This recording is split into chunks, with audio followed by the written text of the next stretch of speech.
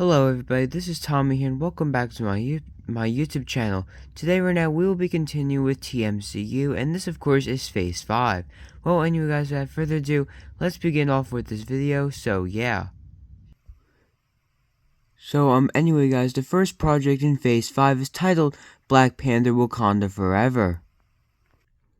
So basically, the main plot overall in this film is that Wakanda is now in danger as Princess Shuri is now Black Panther after T'Challa's death, and Baku is now king as Ayo and Anika are leading a new Wakandan spy group known as the Midnight Angels, while Okoye has now become general of the Dora Milaje, who, along with the Midnight Angels, attack a group of mercenaries led by Kraven the Hunter, who are trying to steal vibranium, although they escape. After this, Ramonda and M'Baku get into a heated debate with the United Nations over the vibranium crisis, although they threaten all the leaders and representatives there. Meanwhile, the CIA search for vibranium in the Atlantic Ocean, as the Tuma and the Talocan people kill many agents, although the Thunderbolts arrive and force them to retreat. Ever Ross is concerned about this and tries to tell the CIA that the Wakandans are not responsible, and after many investigations, he learns that a teenage girl named Riri Williams unknowingly sent a signal to the Atlantic Ocean and assigned to Wakanda to track her down at MIT in Boston, as we learn that she's a big fan of Tony Stark and calls herself Ironheart. Meanwhile, Vice President Ritson helps Ross get to Wakanda, where Shuri and her allies plan on executing Riri, although they spare her thanks to some convincing from Namor as they all prepare for Atuma's return, with the intention of destroying the surface world and taking all Vulcan's vibranium for himself. To defeat Atuma, Ramonda goes to Haiti to find Nakia and learns that she had a son with T'Challa named Tucson. Ross decides not to stay in Wakanda and confronts CIA Director Marion James about the vibranium, the Thunderbolts, and Kraven, although she lies, telling Ross that she has no info as he storms out of her house after Atuma rages war at Wakanda to take their vibranium, as Ramonda is then killed by Atuma, and Shuri then becomes queen, as there is now a three-way fight where Namor, Ironheart, and the Wakandans, especially Shuri, team up against Atuma and Talocan, while Kraven and the Thunderbolts and Norman Osborn are in the midst of the fight as well. Norman isn't actually in the fight, but whatever. Shuri is able to convince Bucket to redeem himself, as the latter goes into hiding while Namor tries to save Atuma, but he commits instead, which allows Namor to become king of Talocan again, as he reveals Talocan's existence to the world. We also learn more about the ancient history of Talocan, which the Mayan and Aztec civilizations conquered Central America during ancient times and were led by two different gods, the Aztec god Quetzalcoatl and Mayan god Chak, until the Spanish arrived and the gods left their people to die. And lastly, by the very end of the film, the bad guys escape without the vibranium, which leaves Norman Osborn and Marion James very upset.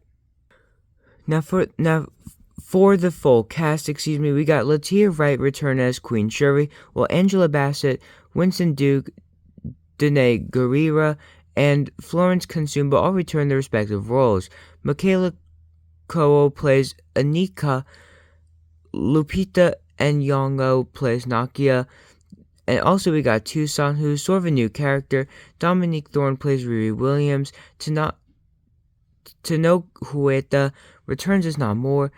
Danny Sapani plays M'Kathu, who is M'Baku's father. Martin Freeman, Dermot Mulroney both return their respective roles, while Trevor Noah plays the AI assistant to Shuri known as Griot.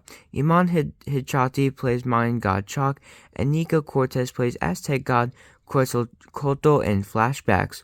Alex Livinali, Bob Odenkirk, Jason Momoa, and the Thunderbolts all return their respective roles, while we are introduced to CIA Director Marion James, who is played by Mary Elizabeth Mastrantonio. Now, in the mid-credit scene, it is revealed that Nakia is not actually Tucson's mother, and T'Challa was actually having an affair with X-Men team member Storm, who is actually Tucson's biological mother. She is played by Keke Palmer. Now, in the mid-credit scene, it is revealed that Norman had ordered the deaths of Everett Ross and Ritson to prevent them from escaping, as Ritson's body and Everett Ross's are delivered to him, while Melissa Gold, aka Songbird, arrives and replaces Bucky as an official Thunderbolts member before Norman eats. Yeah. So anyway, guys, Queen Ramonda, Everett Ross, Ritson, and Atuma all die in this film. So anyway, guys, the second project in Phase 5 is titled Ant-Man and the Wasp: The World of Madness. Sorry it's not all capitalized, but whatever. Now, anyway, guys, the movie starts off in 2016 after Ultron's defeat, when Scott and Hope have now returned to San Francisco and fight the Descendants, who are a group of robots who rebelled against Ultron and want to control humans instead of killing them, thus having different motivations from Ultron's. However, S.H.I.E.L.D. agent Eric O'Grady arrives and sacrifices himself to save Scott and Hope, as this allows for the two to defeat the Descendants. In the present day, Scott and Hope, who are still part of the Avengers, have shut down PIM Technologies for good and replaced it with their own company known as the Lang Van Dyne Foundation in honor of Hank and Janet. Now, Cassie finally has her dream come true as she becomes a superhero known as Stature. Now, Zemo, meanwhile, has reformed the Masters of Evil as the Army of Evil in order to take over the U.S., basically like be revolutionaries and defeat Norman Osborn once and for all.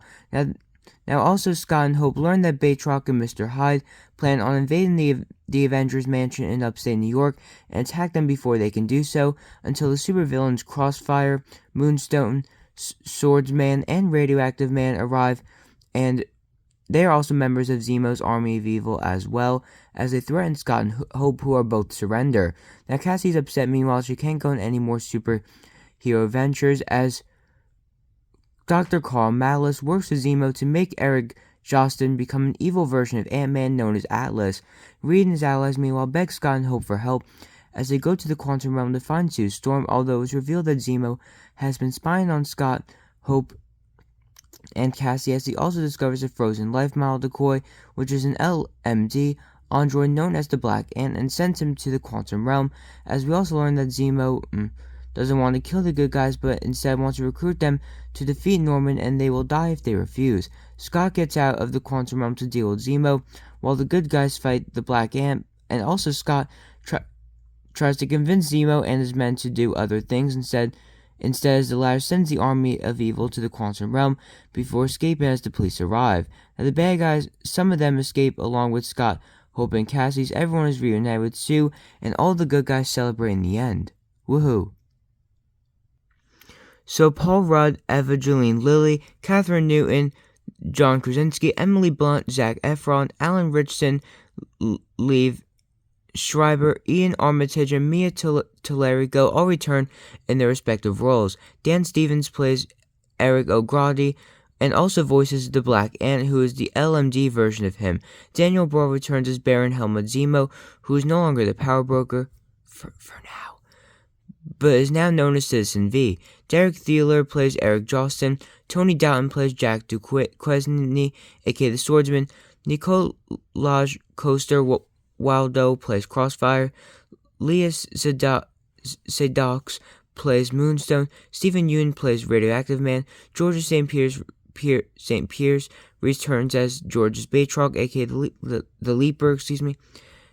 Kyle MacLachlan plays Mr. Hyde.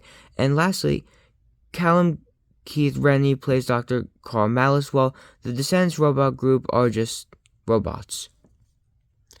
Now, in the mid-credit scene, we see Zemo being chased by the cops in Los Angeles, although a mysterious man known as the Grim Reaper kills all the officers and asks Zemo what he wants, and he responds by saying that he wants to kill all superhumans and is no longer Citizen V, as he declares himself as the power broker again.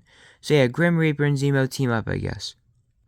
Now, in the post-credit scene, Scott and Hope are at work, and because of this, Cassie chases the thief, although the thief is caught by Wiccan and Speed, who tell Cassie that they should work together more often, as Cassie agrees before she returns home. Now anyway, Eric O'Grady, The Descendants, George's Batroc, Mr. Hyde, Dr. Carl Malice, and the Black Ant are the only characters who die in this film. Now the third project in Phase 5 is titled The Punisher.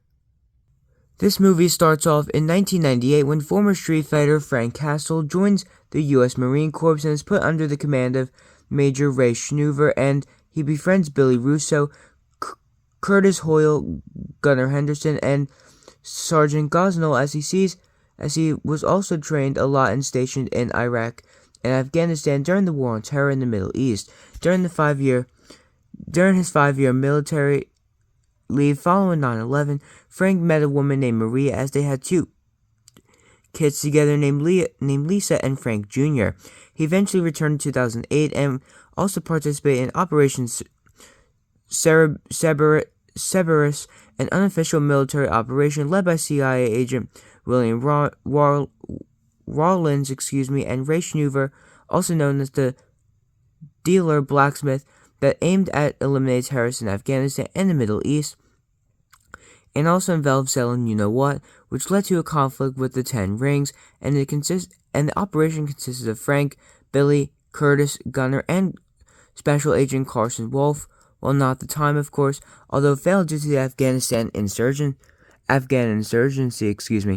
In the present day, Frank returns home to New York, but everything changes when his family are killed by the Russian mob after accidentally leaking info about Cerberus. For the past 2 years, Frank has now become the Punisher and dons a skull on his chest, and has also been hunting down anyone who's involved in the death of his family, and comes across Manucci in Italy, who was accused of ordering the deaths of Frank's family and nearly kills her before being kidnapped by hacker David Lieberman, aka Microchip, who's investigating the terrorism in Afghanistan, and reveals to Frank that Gunnar leaked the info to expose Rollins as they track him down in the woods with help from Curtis before Gunnar is killed by the Russian mob, forcing the trio to escape.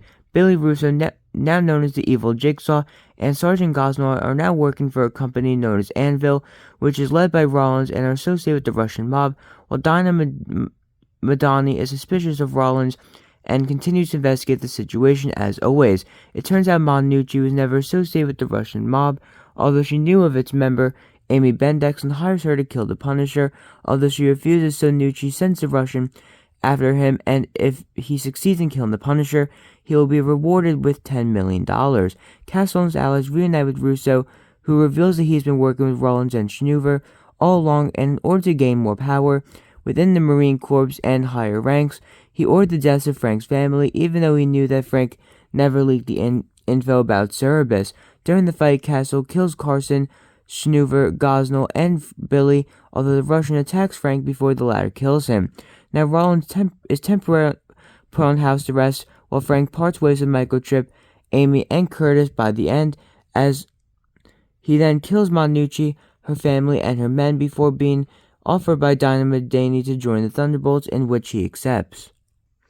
Now John Bernthal plays Frank Castle, Jason R. Moore plays Curtis Hoyle, Jeb Krager plays Gunnar Henderson, Ebon Moss Bachrock plays hacker David Lieberman, aka Microchip, Amber Rose Riva plays Dinah Madani, Georgia Wigham plays Amy Bendix, Kelly Barrett plays Maria Castle, Nicolette Pierini plays Lisa Castle, Aidan Pierce Brennan plays Frank Castle Jr., Shenzi Sardar plays Ahmad Zubair, and for the villain section, Paul Schultz plays CIA agent William Rollins, Ben Barnes plays Billy Russo, Clancy Brown plays Colonel Ray Schnoover, aka Blacksmith, Chris Thomas Howell plays Carson Wolf, Nicholas Tucci plays Gosnell, Keith Jordan plays the Russian, and Katie Sagal plays Manucci of the Italian mob. Now Frank is in prison for unknown reasons in the mid-credit scene as he makes a deal with Wilson Fisk, aka the Kingpin, to escape in exchange for the remaining members of the Russian mob to be killed. Now in the post-credit scene, lawyer Karen Page teams up with Dinah Madani in order to find the Punisher and use his help to continue their investigation of the crime boss known only as Tombstone. So obviously there's a lot of deaths in here as Frank's entire family, Ahmad Zubair, Gunnar, Gosnell, Ray Schnoover, Carson Wolf, Billy Russo, the Russian, and Ma Nucci all die in this film. So the fourth project in Phase 5 is titled Inhumans Mystery of the Quantum Bands.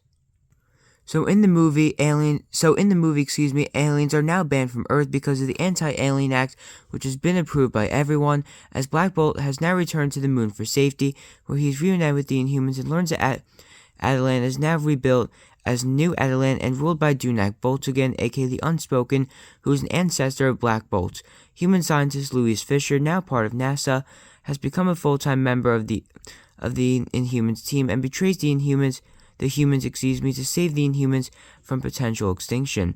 They also have to save humans on Earth from the spread of the Terrigen Mist due to the destruction of Attilan, which has activated the genes of Kamala Khan, a 16-year-old mutant girl who lives in Jersey City and has turned her into an Inhuman. Well, the genes have, obviously. Carol and Monica are accused of helping the Skrulls escape and go to space with Fury and his crew as Maximus breaks out of prison. With help from Norman Osborn, the two team up as they lure the Inhumans back to Earth. Thanks to the Terrigen Mist, although Kamala learns that the government is after the Inhumans, so she flees to space with them and recruits Fury and his crew for help. There's later conflict with the Kree thanks to them taking control of the new Skrull Empire on Tarnax, which is now led by General Drogue as a new Kree-Skrull war begins. Now Monica becomes Photon, and the origins of the quantum bands are revealed. They were created by the Celestial Eon until he realized that the weapon was too dangerous, so he hid it until ancient Kree found it and only kept one while hiding the other one on Earth. Now the Alpha Primitives, of course, who are the sub-race of the Inhumans, led by the Unspoken, turn on the Inhumans, and they wage war, although Maximus teams up with Dunak to defeat them, while Norman orders Maximus to kill Louise for her betrayal, in which Maximus does. We are also introduced to Hulkling, who is a half Kree, half Skrull, and the Inhumans and their allies plan on liberating Tarnax from Kree control, now led by General Darben, and New Attilan from Dunak Boltigan, and send the latter to Earth. Maximus and Dunak turn the Inhumans on Black Bolt and his team, as they and their allies also fight the Kree Empire in the final battle. Now in the end, the Kree and Skrulls luckily make peace thanks to Hulkling, as Guy stays on Tarnax and Maximus betrays Dunak, allowing him to reclaim the throne, while Black Bolt reconciles with his team, and they all return to Earth, now under the protection of the Illuminati.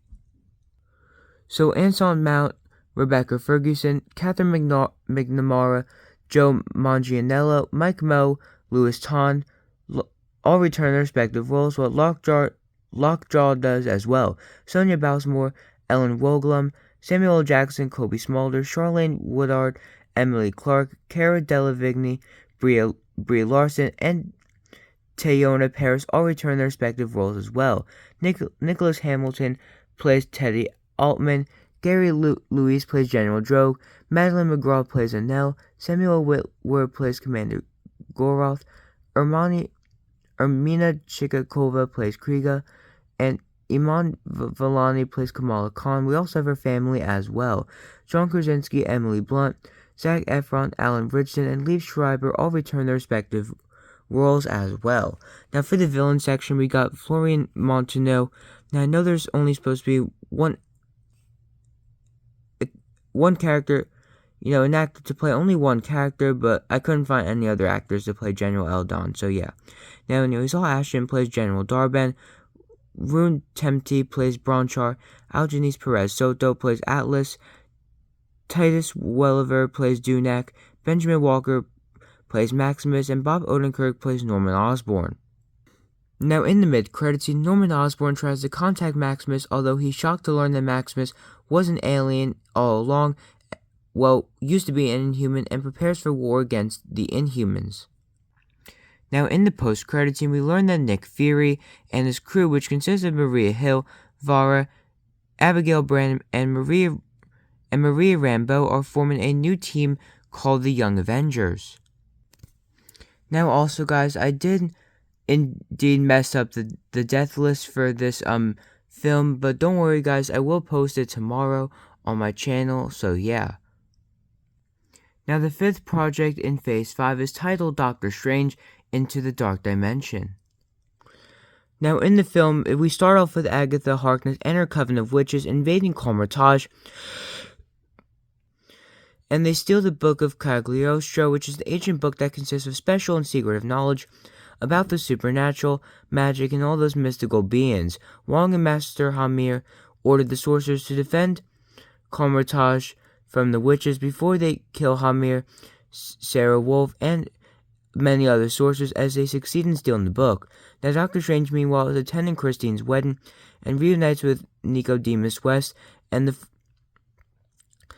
the former, although Strange notices an attack on the New York Sanctum, and with help from Jericho Drum, who is Daniel Drum's brother, aka Brother Voodoo, he stops the attack, which was caused by Agatha's coven of witches, as Strange and Drum then request help from Wong and Abomination to hunt down the coven, but they refuse due to their mission to defeat Norman Osborn, although they give info on the Book of Ashanti, a book written by the First Sorcerer Supreme Agamotto to help its users defeat their enemies, and it is top secret info because of fear that it could summon evil forces.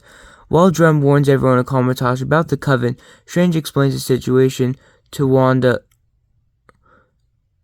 and Drum that run into a black... Now, during the search for the coven, Doctor Strange, Wanda, and Drum run into a black magic user named Kalu, who guides the trio to the Dark Dimension.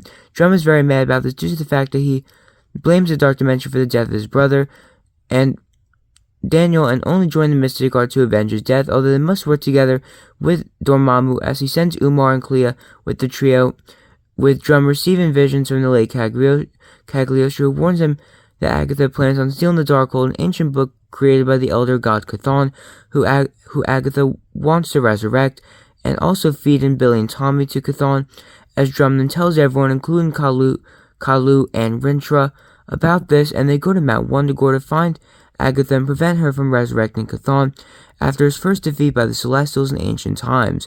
While Billy and Tommy, rescued by Strange, the Book of Cagliostro is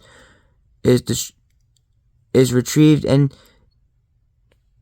keep the Book of Ashanti, while also destroying Mount Wundagore and the Darkhold to prevent Chthon's return. After all this chaos, Drum decides not to go after the Dark Dimension, stays at the Mystic Guards to honor his late brother, while Clea betrays Umar and Dormammu, as it turns out she's been seeking control of the Dark Dimension all along, and she now controls the Mindless Ones. And lastly, Strange becomes Sorcerer Supreme again, while Wong temporarily leaves to find the Illuminati, as Wanda finally accepts Vision's death and trains Billy and Tommy to become future superheroes. Now, Benedict Cumberbatch, Elizabeth Olsen, Julia Hillard, Jet Klein all return their respective roles, while Lakeith Stanfield plays Brother Voodoo, Will Yun Lee plays Kalu, Adam Hugill plays Rintra, Michael Stahlberg plays Dr. Nick West, Rachel McAdams plays Dr. Christine Palmer, Aiko Mitchell plays Christine Palmer's new husband Charlie, Benedict Wong plays Master Wong, Tim Roth plays Emil Blonsky, Topa West Nerio plays Master Hamir, Sheila Atim plays Sarah Wolf, and for the villain section we got Catherine Hahn as Agatha Harkness, Shasir Zamata as Jennifer Kale, Patty Lupone as Lily Calgero, Joe Lockey as Agatha's son Nicholas Scratch, Ralph Fiennes plays Dormammu, Eva Green plays Dormammu's sister Umar, Charlie Theron plays Clea, we also got the Mindless Ones too, and Nestor Carbonell plays the Elder God Chthon in flashbacks.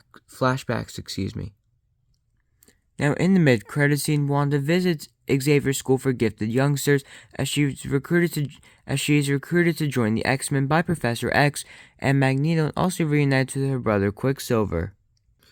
Now, while in Eastern Europe, as he continues to search for the Illuminati, Wong gets a phone call from an unknown person who tells him that the Abomination is in danger. It's probably a trap. Shh. So anyway, Master Hamir, Sarah Wolf both die in this film, while Agamotto and Cagliostro, who are both mentioned, also die in this film as well. Jennifer Kale, Lilia Calgero, Nicholas Scratch, Chthon, Agatha, Dormammu, and Umar all die in this film as well. Now, the sixth project in Phase 5 is titled Thor: Journey into Mystery. So the movie starts off on an unknown alien planet in the main galaxy where a man named Gore and his daughter Love are sick and dying from starvation and heat problems. However, after Love dies, Gore blames Rapu for not helping, although he claims that the gods can't interfere, so Gore kills him after receiving a vision from the evil Null, aka the King in Black, and uses the Necrosword to kill Rapu and vows to kill all the quote-unquote narcissistic gods as the God Butcher. Now meanwhile, it has now been 7 months since the events of Avengers Endgame, and Thor has now joined the Guardians of the Galaxy while trying to get back in shape and help others across the cosmos, and is also gained support from the Ravagers, Korg, and Miek. Hubuska the Horrible has attacked the planet Indigar because he learned that the temple was attacked by Gore and took advantage of it. This leaves Thor curious, as he is concerned about Gore and his god-killing spree. He learns that New Asgard is in danger and teams up with his allies to confront Gore while Jane has cancer, and Mjolnir, Thor's hammer, calls out to her to defeat Gore and save the universe. Thor and his crew, now the Asgardians of the Galaxy, along with King Valkyrie and Jane, now the mighty Thor, plan on defeating Gore and his army, the Berserkers, although Gore kidnaps all the children, as Thor and his allies go to the planet Olympus and seek out help from the gods there. However, Thor is a big fan of them, but Gore was right, and that the gods are narcissists since they were tasked by the cosmic entities and Celestials to not interfere. Now, after the huge fight ensues, the Berserkers arrive and everyone's forced to team up, although Xiron the Tester arrives and guides the Asgardians of the galaxy to the Shadow Planet as they fight Gore, although he escapes to the Gates of Eternity at the center of the universe. This is known as Eternity's realm, by the way. He wants to enact this plan of asking the Eternals to kill all the gods for him, as Zeus and the gods later assist Thor and his allies, including Xiron, the Cronin, Axel, and the kidnapped children, and the Watcher, although Gore meets Eternity after showcasing his true power and accidentally destroys the Necrosword. Now by the end of the film, Thor convinces Gore to not kill all the gods, and instead resurrects Love at the cost of his own life, as Jane also dies. Now by the way, Thor does not die here. However, Thor thanks his allies for help before leaving the Guardians team to raise Love. Now Thor has both Mjolnir and Stormbreaker following Jane's death, as the Guardians and Ravagers venture out into space, with Valkyrie rescuing all the children, and takes care of the horses Tooth Gnasher and Tooth Grinder. Now 1 year later, the Watcher and Xiron are monitoring the gods in case they wage war on New Asgard, while Thor goes to Earth to defend New Asgard from Norman Osborn and his forces. Now this is the largest cast yet, with Chris Hemsworth, Natalie Portman, Tessa Thompson, Taika Waititi, Stephen Murdoch, Chris Pratt, Dave Bautista, Bradley Cooper, Vin Diesel, Fred the Dog, Seth Green, Michael Rooker, Sean Gunn, all return their respective roles, while Gore's daughter Love, Axel, the late Heimdall's wife Grace, King Yakan, Queen Glenda also appear as well. We also got Tooth Gnasher and Tune Grinder, while Dr. Darcy Lewis and Eric Selvig both return as well. Dave Corey plays Dwayne, while Jeffrey Wright returns as Uatu the Watcher. LaMonica Garrett plays Xiron the Tester, and I wasn't really sure who to cast Eternity and the One Above All, since no one really voices them. And yeah, they don't have speaking roles. Now, of course, Christian Bale plays Gore the God Butcher, Bobby Hansen plays Hubuska the Horrible, and we also got Norman Osborn, who only appears at the end of the film. This is the full lineup for the Council of Godheads, as we saw in this film.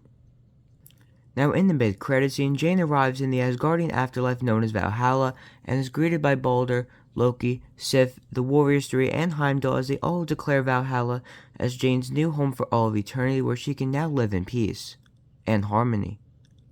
Now in the post-credit scene, due to the Necrosword being destroyed, Null sends a symbiote to Earth and vows to conquer it as he wickedly smiles towards the camera. So there are quite a few deaths in this film, as Gore the God Butcher and his army, Rapu, Hubuska, Jane Foster and her mother, who are mentioned, and so are Falagar the Behemoth and the Indagarian god, who are both mentioned, all die in this film, sadly. Now Chapter 7 is titled The Eternals.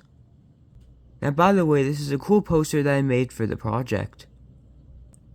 Now this is a TV show consisting of 8 episodes, and this is episode 1. Pause to read for all the episodes, as this is episode 2. Episode 3, yeah, this episode is pretty interesting with Titan becoming overpopulated, in the past, and we cut to the present day. Now, episode 4 is leading up to the main plot as Icarus, Sprite, and Cersei begin searching for Ajax. And yeah, things are starting to get pretty interesting here. Now, in episode 5, we learn that the Eternal story was mainly a lie, well, kind of, but Arishem is the true villain here. So in episode 6, after Kingo decided to leave, as he really didn't want to get involved, there's a lot of stuff going on here. So yeah, and Icarus, yeah, he's kind of a bad guy now. So the Eternals realize that they have to stay on Earth in episode 7, as we are introduced to a new deviant community on Earth. And don't forget to pause to read. Now this is the finale episode. Well, it might seem like a happy ending, it really isn't. Trust me. So anyway guys, this is the full cast for the Eternals, and honestly guys, I think this is pretty cool. Pause to read as always, so yeah. And anyway, I did not cast Tiamat because no one voices him, so yeah. So in the mid-credit scene, the Eternals have now been trapped in the world Forge, and in an attempt to resurrect Ajax and Icarus, they fail as Arishem destroys the regenerative machine and says to the Eternals that if they don't work with him, then Earth will be destroyed before claiming that Judgment Day is coming soon. So yeah. Now in the post-credit scene, Dane Whitman is at a museum in London and finds a weapon, the ebony blade that connects to his family heritage, before he's approached by Eric Brooks, aka Blade, who says to him that you should be careful with everything that you find, which leaves Dane confused as he learns of his true destiny as the Black Knight. So this is the list of all the deaths, with Uranos, Kronos, Alars, Susan, Zoras, Sibyl, Ajax, Gar, Crow, Enkidu, Icarus, and Tiamat all dying in this TV show, excuse me. Now the 8th project of Phase 5 is titled Daredevil, the Man Without Fear, and by the way, this is Season 1. Now this is a cool poster that I made for it, so yeah, please don't give any hate to it. So this is episode 1 of Daredevil, the Man Without Fear, and this of course is mainly an origin story. Now besides all of this, of course, we learn more about Union Allied construction, and of course, Matt Murdock fights the Russian mob, and we get to see Frank Castle by the very end of this episode. So in this episode, we're introduced to Wilson Fisk, with the Punisher working with him to defeat the Russian mob, and yeah, they are defended by Daredevil and She-Hulk. Basically, the heroes argue, and Fisk escapes with his wife Vanessa, and basically by the end, we are introduced to Tombstone, and Karen Page is framed for murder. So in episode 3, Fisk fights the Punisher, and this of course is kind of a crazy fight. So yeah, Tombstone's an independent crime boss, which of course we learn about in this episode after many times seeing him in TMCU. So episode 4 is titled The Path to Brilliance, and we see Matt Murdock now at the Metro General Hospital. He's greeted by Claire Temple, who's a night shift nurse that works with Matt and tries to help him with his injuries. So basically, of course, we learn more about Kingpin, his New York City criminal empire, so yeah. So episode 5 is titled Regret, and we are introduced to new villains known as the Yakuza, and yeah, we also got the Hand as well. Now, don't forget guys, pause to read, since this of course episode is pretty cool. Now episode 6 is titled Conspiracy Debates, as there are a lot of conspiracies going on in this episode obviously. Ben Urich finally plays a major role until his death at the very end. It's very sad, but whatever. Now in this episode, we start to learn more about Fisk's origin story, and of course, the public trying to frame Daredevil and his allies for all this, stuff that's going on. So in episode 8 of Daredevil, the Man Without Fear, things are starting to get pretty crazy here, as Claire Temple is given treatment to Turk Barrett, one of the bad guys in this episode, and yeah, as we see here, Blake Tower is investigating Fisk, and yeah, it seems like Fisk is about to be exposed pretty soon.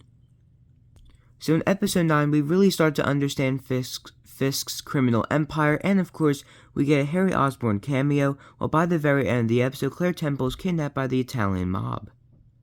Now the finale is titled All Loyalty to New York Only. We learn that Fisk sent the Italian mob to kidnap Claire to prevent her from getting involved.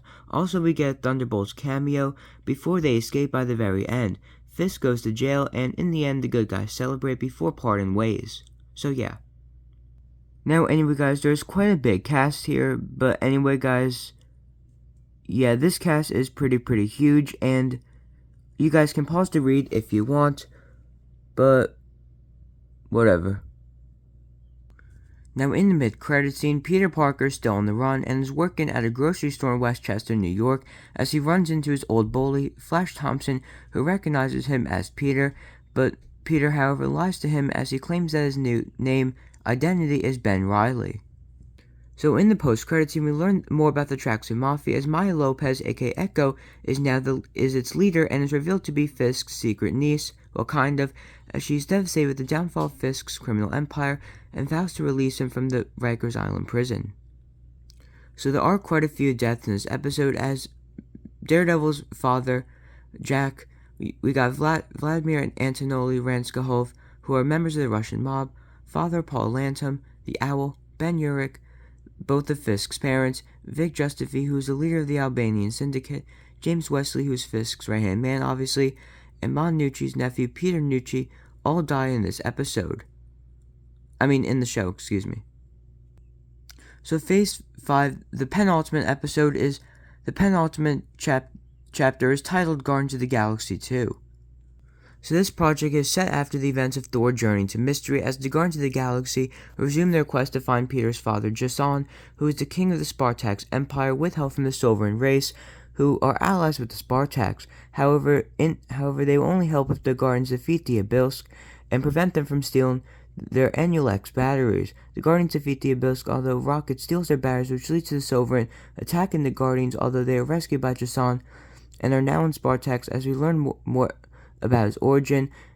And yeah. And meanwhile, Yondu and his Ravager clan have been exiled by Stakar, who is the founder and captain of the Ravagers, to be revealed, and due to kidnapping Peter, and they try to spend some free time on Yondu's home planet known as Contraxia, although Alita, his wife, and both of their clans arrive and argue with Yondu until his Sovereign arrive on Contraxia and hire Yondu and his Ravager clan to capture the Guardians and steal the batteries from them in exchange for a huge reward. Now the Guardians, Jason and Quill's sister Victoria, defend themselves from the Badoon race until human astronaut Vance Astro and his adoptive daughter Mantis kills them, as Peter gains trust in his father, while Taserface and a few Ravagers betray Yondu for being weak and kidnap Yondu and all of his allies. Basically, a huge fight ensues as Taserface and his clan, his rebellion, are killed, and the good guys escape, along with Blurp, who is a dog who survived after Taserface spared his life. Now we learn more about Jason's true plan, and basically, of course, he wants some ancient celestial weapon known as the Black Vortex. Now basically, of course, the Sovereign are about to execute Rocket, and a huge fight ensues, and until Jason arrives and ends the fight, and before he betrays his son and reveals his alliance with the Sovereign. Now basically, of course, the Sovereign and Spartax, Ego, and the Guardians all go to war with each other, including their allies, and basically, of course, Ego the Living Planet is introduced, a scientist who transfers conscience into his home planet after the entire population is wiped out by the Planet Eater, known only as Galactus the Devourer. Basically, Ego is the real threat here, as the Sovereign betray the Spartax, and Jason used the Black Vortex to save his son and sacrifice himself.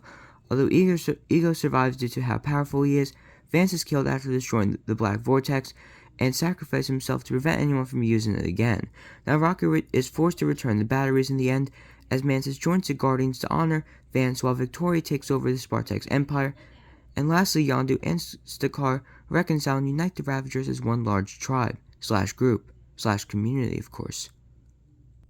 So basically, as always in Phase 5, there's obviously a huge cast here, and I'm sorry if it's blurry, but oh well. However, though, we still got the Guardians of the Galaxy played by the same actors, and obviously for the villain section, they are kind of new. So yeah, we got Taserface and his allies, of course. So, yeah. Now in the mid-credit scene, Ayesha and the Sovereign vow to find Adam Warlock, who has been a Sovereign all along and is also from their home planet. Now in the post-credit scene, Jason reunites with Meredith Quill in the afterlife and apologizes to her for everything that he has done, as the two reconcile, as they know that they will spend eternity together.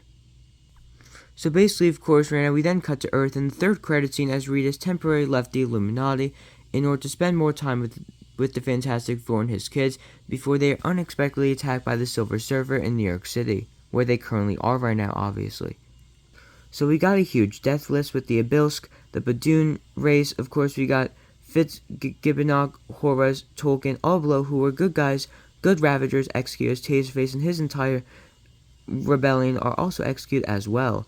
Basically, of course, we also got other deaths to it, such as Jason's father, the alien Gara after she was killed by Jason, Fantastro, Jason himself, and Xylac all die in this film as well.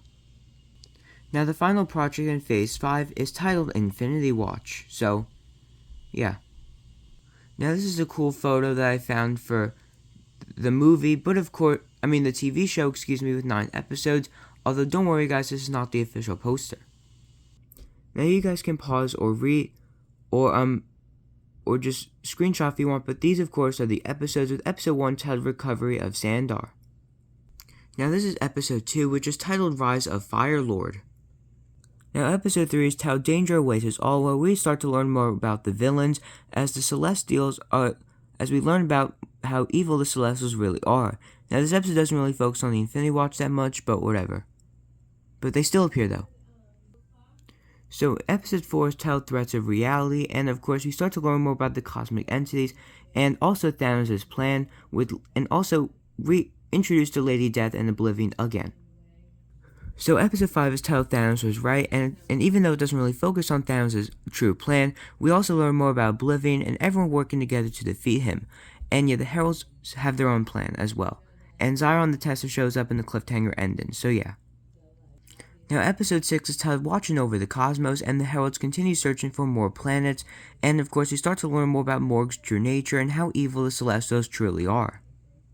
Now this is episode 7, where we are introduced to Genus Vel and his sister Phyla-Vell, who are the new leaders of the Kree Empire after the events of Inhumans' Mystery of the Quantum Bands. Also Zyron the Tester, shows up in another cliffhanger ending, and Morg of course kills innocent people, sadly. Now episode 8 is titled Destruction is Mutual, and of course the Living Tribunal judges Lady Death, but spares her, while also the 4 heralds, well, the remaining heralds of Galactus except for the Silver Surfer, have all declared war against Morg, while Zyron runs into the Celestials, and sadly he is dead, and Morg is planning something very bad. Now this is the big finale. Even though it might seem like a happy ending, it kinda isn't. Now Morg of course and the Celestials are the big enemies here, and they fight Uatu, the Infinity Watch, Genus Vel, Phyla-Vell, Lady Death, and the Heralds as they all team up, but luckily Terex kills Morg, and in the end Uatu tells the Infinity Watch that the Infinity Stones must always be protected, and an armistice treaty with the Celestials will be signed. Now Genus Vel and Phyla-Vell return to Hala. Lady Death no longer controls death, and decides to spend more time with the Eternity to understand the balance between life and death. Now the Silver Surfer then arrives at the very end, and releases Firelord and Airwalker from Galactus' service to return, and allows them to return to Xandar, before thanking the Infinity Watch with defeating Morg, as he then heads to Earth with Terex the Tamer. This is a setup for the next Fantastic Four project. Shh. So Will Poulter, Ryan Gosling, Zoe Saldana, Karen Gillian, Gerald Butler, Vanessa Kirby, Jeffrey Wright, and LaMonica Garrett all return their respective roles, while Garrett Hedlund plays Genus Vel and Ruby Rose plays Phyla-Vell. I wasn't sure who should play the one above all in Eternity, since of course no one voices them, while Dennis Haysbert plays the Living Tribunal, Rose McGowan plays Infinity, and Max Charles plays Entropy. Now for the Celestials, we got David Kay returns Arishem the Judge, and honestly, the Celestials, they just show up. No one really voices them, so that's why I decided not to cast them. And also, guys, we also got Ryan Hurst play Terex the Tamer, Travis Female plays Firelord, Brian T plays Airwalker, Haley Bennett plays Stardust, Conan Stevens plays Morg the Executioner, and for the Sovereign, we got Aisha and Xylac returning, while the rest of the Sovereign return as well. Wes Johnson plays Oblivion, and some of his aspects show up as well. Kurt Russell and Eva Green both return as Ego and Lady Death, by the way. Now, in the mid-credits scene, Arishem is told by Esau the Searcher about the armistice treaty that the Watcher had requested, although he doesn't accept it, and instead decides that he will destroy Earth since the Eternals have refused to work with him. Now, in the post-credit scene, things might seem peaceful, although Adam Warlock has visions of his future self, an evil being who believes in the pure race and wants to conquer the universe known only as Magus. So there are quite a few deaths, as Xylac, Oblivion, and his aspects, Zyron the Tester, Stardust, Exitar the Exterminator, and Morg the Executioner all die in this TV show. Now, anyway, guys, that is it for Phase 5 of TMCU, and don't forget, guys, Phase 6 is coming out pretty soon, but I will not reveal the release date. Although, guys, anyway, I hope you guys enjoy Phase 5, and this, of course, sets up a massive future for TMCU and the rest of the Cosmic Saga going forward. So, yeah, now peace out, everybody.